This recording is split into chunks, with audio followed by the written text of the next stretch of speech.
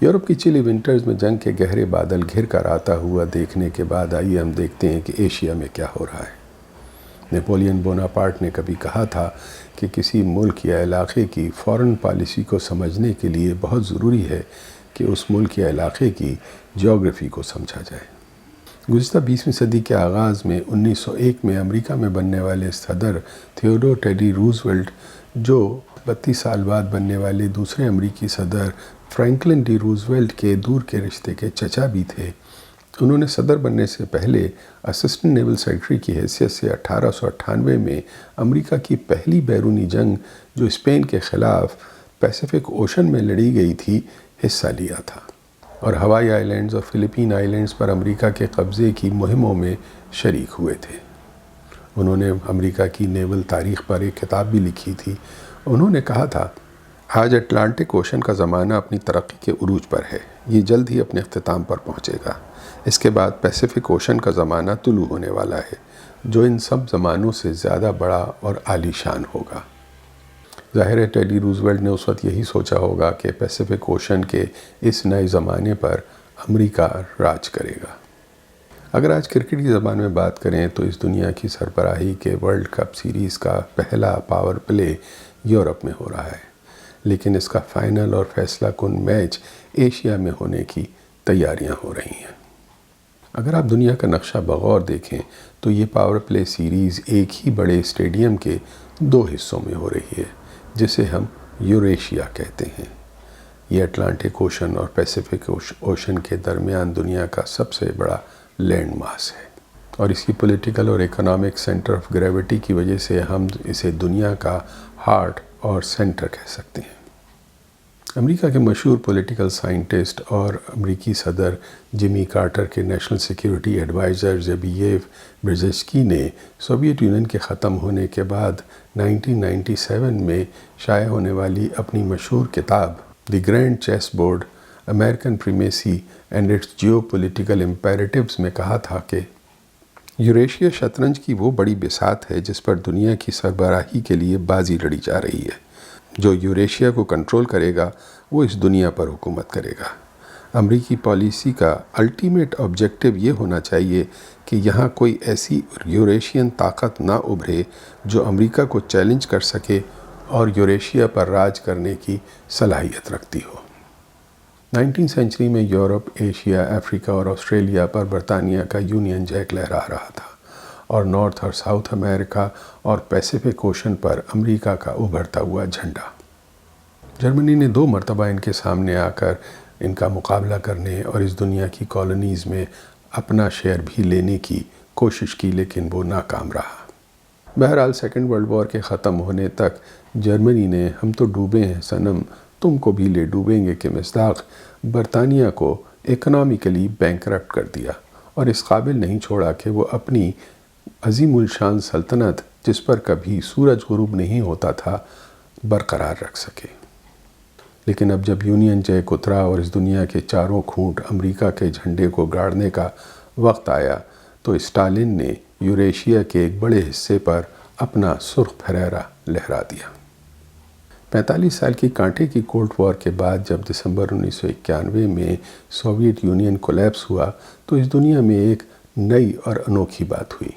یعنی امریکہ ایک اکیلی اور واحد سپر پاور کی حیثیت سے سامنے آیا جس کے سامنے کوئی اور طاقت موجود نہیں تھی۔ کچھ اعتبار سے دنیا میں اس سے پہلے ایسا کبھی نہیں ہوا تھا،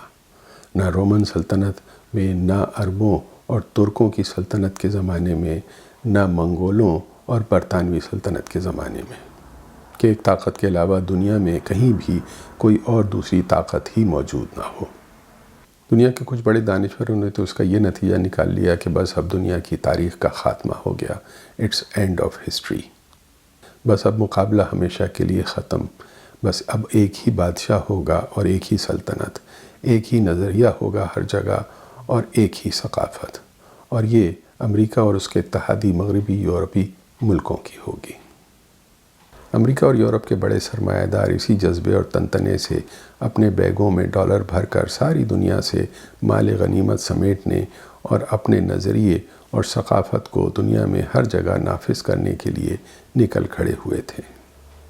لیکن صرف 30 سالوں میں عراق اور افغانستان میں شکست اور شام، لیبیا، یمن اور اب یوکرین کو کھنڈر بنا دینے کے بعد بھی امریکہ کے لیے یہ وہ دنیا نہیں رہی جس کا انہوں نے خواب دیکھا تھا۔ بلا شبہ امریکہ آج بھی دنیا کی سب سے بڑی معاشی اور فوجی طاقت ضرور ہے، لیکن اس دنیا کے ایک بڑے حصے پر اس کا پولیٹیکل انفلوئنس بہت تیزی سے کم ہوتا جا رہا ہے اور اس کی معاشی اور فوجی طاقت بھی واضح طور پر گھٹتی جا رہی ہے۔ لگتا ہے اس کے لیے جلد ہی دنیا میں دوسری پوزیشن پر چلے جانا اس کا مقدر بن چکا ہے، لیکن اس ہونی کو انہونی کرنے کے لیے وہ جتنا ممکن ہو سکے مزاحمت کر رہا ہے۔ چین معاشی قوت خرید میں یعنی پرچیزنگ پاور پیرٹی میں بہت پہلے ہی 2015 میں امریکہ سے آگے نکل کر اس دنیا کی سب سے بڑی معاشی طاقت بن چکا ہے، اور کچھ اندازوں کے مطابق 2030 تک یا اس سے بھی پہلے وہ نامنل جی ڈی پی کے اعتبار سے بھی امریکہ سے بڑی طاقت بن جائے گا۔ 1990 میں چین کی پر کیپٹا نیشنل انکم صرف $318 تھی، جو سن 2000 تک 3 گنا بڑھ کر $960 ہو گئی تھی۔ چین کی یہ پر کیپٹا انکم اب $2970 ہے۔ 1990 میں چین کی اکانومی گلوبل اکانومی کا 0.01% تھی، جو اب 2022 میں بڑھ کر 19% ہو چکی ہے۔ یہ تقریباً 2000 گنا اضافہ ہے۔ مغربی دنیا نے جتنی ترقی 200 سال میں کی تھی، اس سے زیادہ تیز ترقی چین نے صرف 30 سال میں کی ہے۔ یہ منظر بھی دنیا میں اس سے پہلے کبھی نہیں دیکھا گیا تھا۔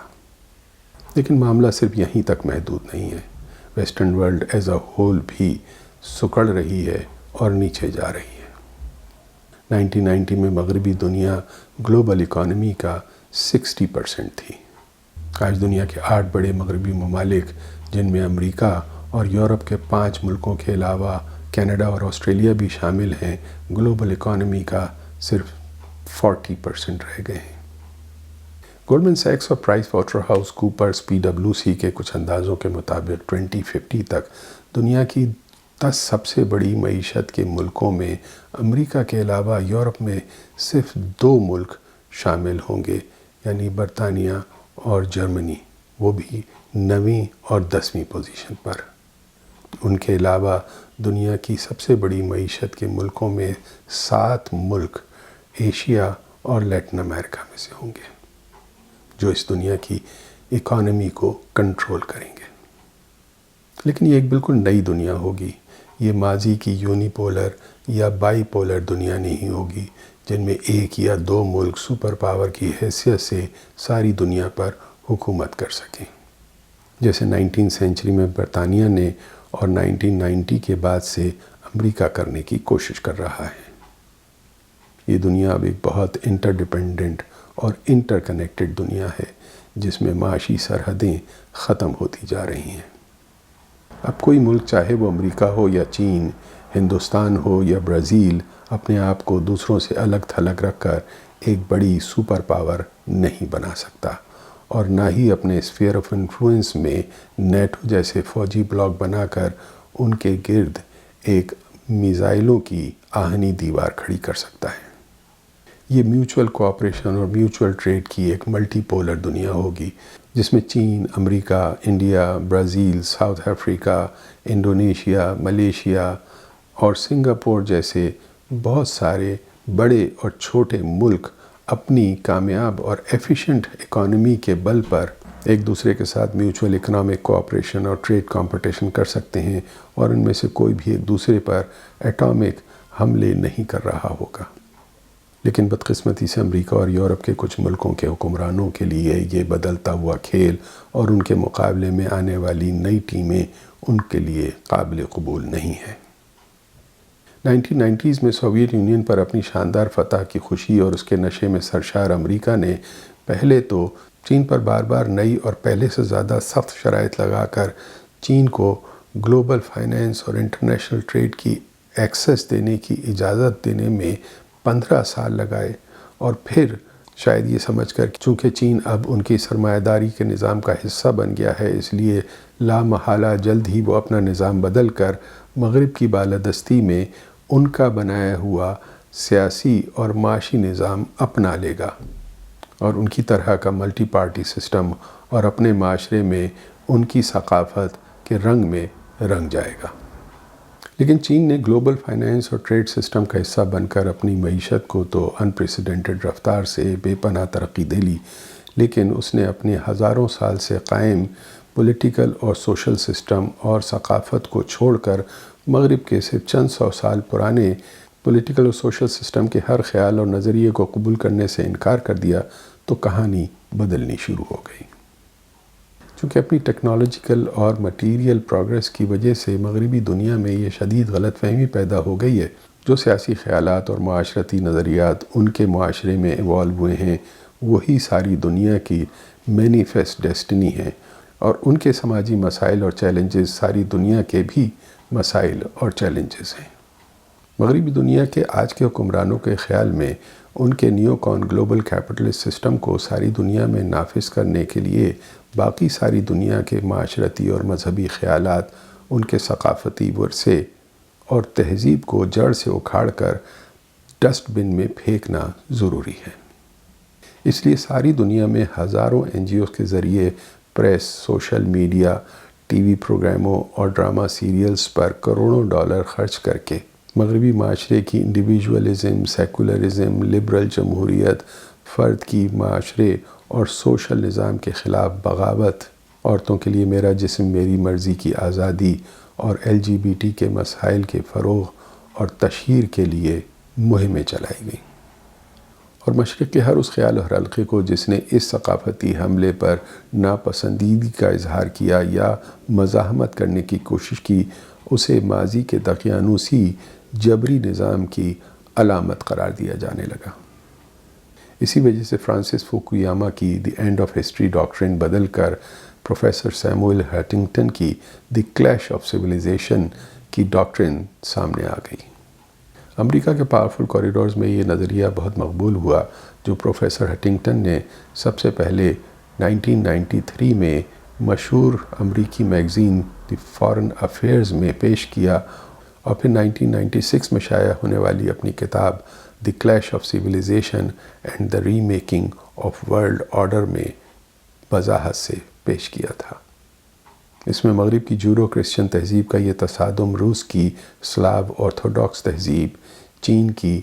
بدھسٹ کنفیوشس تہذیب، مشرق وسطی ایران اور جنوبی ایشیا کی اسلامی تہذیب اور ہندوستان کی ہندوتوا تہذیب سے ہونے کی بشارت دی گئی تھی۔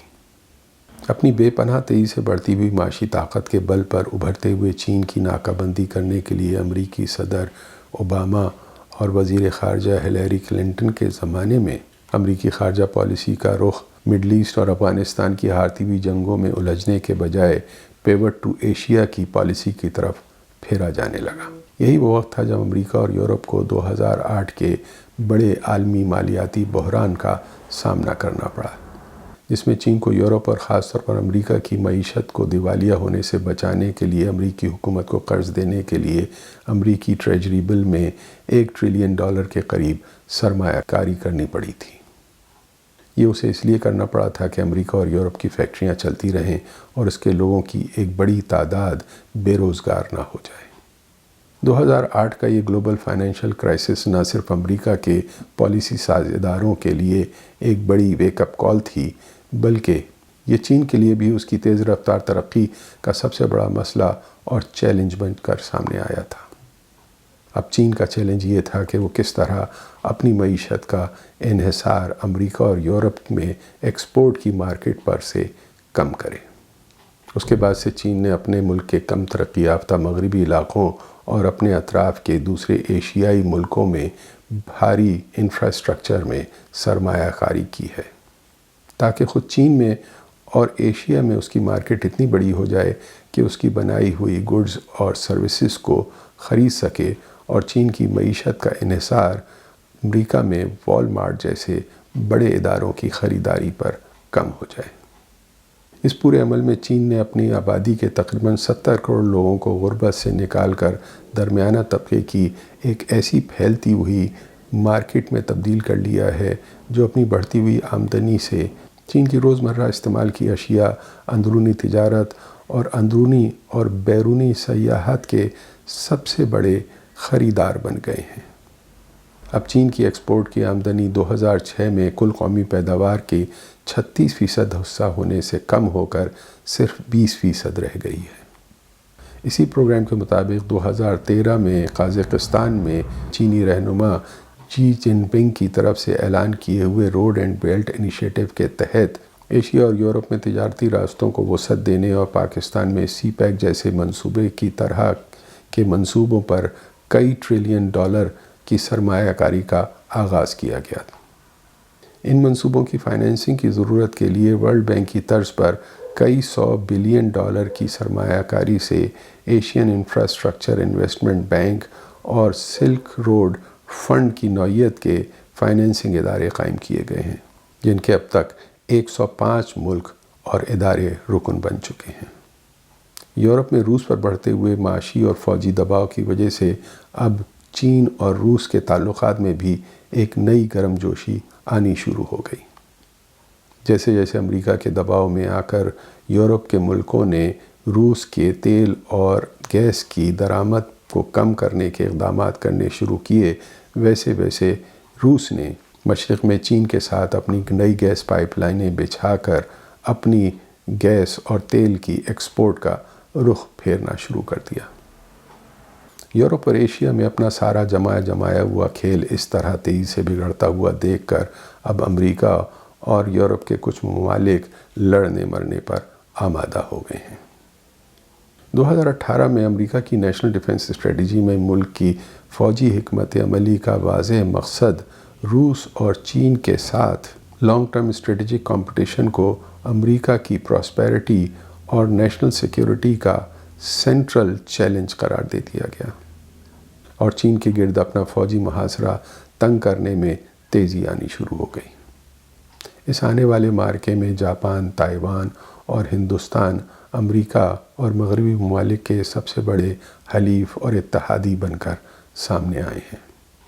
جو امریکہ کی طرح چین کی تیزی سے بڑھتی ہوئی معاشی ترقی کو اپنے اپنے مفادات کے لیے خطرہ محسوس کر رہے ہیں، یا اس نئی ابھرتی ہوئی صورتحال کو جس حد تک ممکن ہو سکے اپنے فائدے کے لیے استعمال کرنے کے خواہش مند ہیں۔ 2017 میں پیسیفک اوشن اور چائنا سی میں بحری راستوں پر اپنا کنٹرول قائم رکھنے کے لیے امریکہ، جاپان، ہندوستان اور آسٹریلیا کے درمیان فوجی تعاون کے معاہدے کوڈ کو ایک بار پھر نئے عزم کے ساتھ دوبارہ سرگرم کیا گیا۔ چین کے گھیراؤ کی ان کوششوں میں ایسٹ چائنا سی اور ساؤتھ چائنا سی میں جاپان، جنوبی کوریا، فلپین اور تائیوان کو ان سمندروں میں مختلف چھوٹے چھوٹے جزیروں کی ملکیت کا سوال اٹھا کر چین کے خلاف جھڑپوں پر اکسایا جا رہا ہے، تو دوسری جانب چین کی تیل اور گیس اور را مٹیریلز کی امپورٹ اور فنش گڈز کی ایکسپورٹ کا راستہ روکنے کے لیے ان سمندری راستوں کی ناکہ بندی کی جا رہی ہے جہاں سے چین کا تجارتی سامان گزرتا ہے۔ یہ سمندری راستے چین کی تجارت اور معاشی ترقی کے لیے ریڑھ کی ہڈی رکھتے ہیں، اور ان راستوں کے بند ہو جانے پر چین کی معیشت کا سروائیول ممکن نہیں ہو پائے گا۔ ان راستوں میں تائیوان کے علاوہ سنگاپور اور انڈونیشیا کے درمیان اسٹریٹ آف ملاکا اور سری لنکا کے ناکے سب سے زیادہ اہم ہیں، جن پر چین کی ساری شپنگ کا دار و مدار ہے۔ ان اہم بحری گزرگاہوں پر امریکہ اور ہندوستان کی نیوی چین کی ناکہ بندی کرنے کے لیے ہر طرح کے ایٹمی ہتھیاروں سے مسلح تعینات کی جا چکی ہے۔ سنگاپور کے سامنے اسٹریٹ آف ملاکا میں اپنے نیول بلاکیڈ کا توڑ چین چاہے تھائی لینڈ کے راستے کرے یا برما میں ستویک اور بنگلہ دیش میں چٹاگونگ کی پورٹ تک زمینی کوریڈور کے بائی پاس بنانے کے ذریعے کرے، وہ تمام بحر ہند میں آ کر کھلتے ہیں، جہاں نکوبار آئی لینڈ اور سری لنکا کے پاس امریکہ اور ہندوستان کی نیوی اپنے ناکے لگا کر بیٹھی ہوئی ہے۔ ان سمندری گزرگاہوں کی تہہ میں جدید ترین سب مرینز اور میزائلوں کی قطاریں نصب کی جا چکی ہیں، جو اپنے اوپر سے گزرنے والے سمندر کی سطح پر چینی جہازوں کو چشم زد میں غرقاب کر سکتی ہیں۔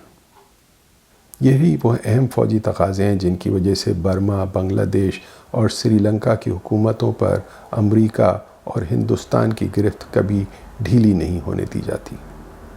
اور ضرورت پڑنے پر ان ملکوں میں معاشی بحران پیدا کر کے فوراً ان کی رسیاں کھینچ لی جاتی ہیں۔ حالیہ دنوں میں پاکستان کے سیاسی بحران کے ساتھ ساتھ پہلے سری لنکا اور پھر بنگلہ دیش میں معاشی بحرانوں اور IMF کے ریسکیو پیکیجز ایک ہی طویل سلسلے کی کڑیاں تھیں۔ چائنا سی اور انڈین اوشن میں چین کے سمندری راستوں کی ان سخت ناکہ بندیوں کے بعد چین کے پاس واحد اسکیپ روٹ کیا ہے؟ یہ راستہ چین کے مغربی علاقے شنکیانگ سے ہوتا ہوا پاکستان سے گزر کر بلوچستان کے ساحل پر گوادر کی بندرگاہ تک جاتا ہے۔ جس طرح میرے بچپن میں میری اماں کی سنائی ہوئی کہانیوں میں دیو کی جان طوطے میں ہوتی تھی، اور جس دیو کو جسے اور کسی طرح سے نہ مارا جا سکے، مارنے کے لیے اس طوطے کی گردن مروڑنا ضروری ہوتا تھا، اسی طرح آج چین کی جان پاکستان میں سی پیک کے راستے سے گوادر کی بندرگاہ تک پہنچنے والے راستے میں بند ہے۔ اس لیے یہ بلا وجہ نہیں ہے کہ مستقبل قریب میں ایشیا میں جس جنگ چھڑ جانے کا خطرہ ہے، اس کی تیاری کے لیے پہلے پاکستان میں اس طوطے کی گردن مروڑ دینا ایک اہم اسٹریٹجک ہدف بن گیا ہے۔ اگر یورپ میں پہلے روس کے ساتھ جنگ چھڑ جاتی ہے تو اس صورت میں بھی ایشیا میں چین کا رد عمل ایک اہم فیصلہ کن کردار ادا کرے گا، اور چین کے کسی ممکنہ شدید رد عمل کے خلاف دفاع میں چین کو پیرالائز کرنے کے لیے پہلے پاکستان کا بندوبست کیا جانا ایک اہم فوجی ضرورت ہے۔ یہ وہ پس منظر ہے جس میں خاص طور پر افغانستان میں امریکہ کی مکمل شکست اور اگست 2021 میں وہاں سے امریکہ اور ہندوستان کے آپریشنل بیسز اچانک ختم ہو جانے کے بعد پاکستان اس علاقے کی کشمکش میں ایک اہم فوکل پوائنٹ بن گیا ہے، اور یہاں ہنگامی حالات میں فوری طور پر رجیم چینج کی ضرورت پیدا ہو گئی۔ اس بارے میں ہم اپنی اگلی نشست میں گفتگو کریں گے۔